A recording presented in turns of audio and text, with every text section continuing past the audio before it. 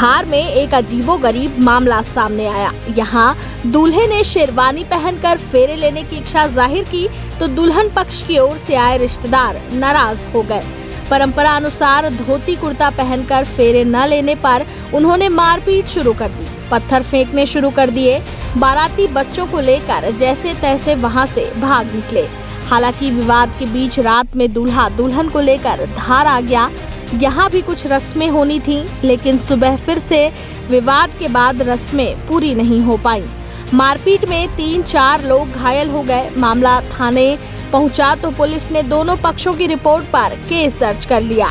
बता दें, शुक्रवार को धार के अर्जुन कॉलोनी निवासी सुंदरलाल की बारात धामनोद के पास मांगय बेड़ा गांव गई थी।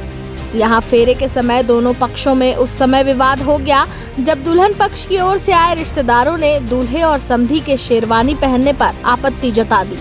वे परंपरा के अनुसार फेरे के समय उसने धोती कुर्ता पहनने का कहने लगे।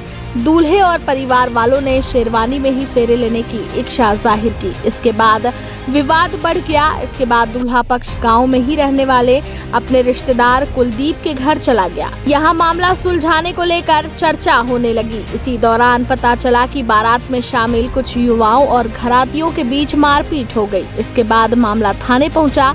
यहाँ पर दोनों पक्ष करीब 5 घंटे तक एक दूसरे पर मारपीट करने और पत्थर फेंकने का आरोप लगाते रहे। रात में दुल्हन के धार आने पर शादी की रस्में शनिवार सुबह धार में निभाई जानी थी, लेकिन यहाँ रस्में भी नहीं निभाई गईं। इसके पहले गांव में वर पक्ष के रिश्तेदार कुलदीप के घर पर लड़की पक्ष के रिश्तेदारों ने हमला कर दिया। चोटिल कुलदीप वहां से परिवार सहित भागकर धार आ गया और पूरी बात बताई। हालांकि दोनों पक्ष आपसी समझौते की कोशिश में लगे हैं। उधर दूल्हे का कहना है कि दुल्हन और हमारे परिवार में किसी प्रकार से विवाद नहीं हुआ था, बीच वालों के कारण विवाद हुआ है, उन पर कार्रवाई होनी चाहिए।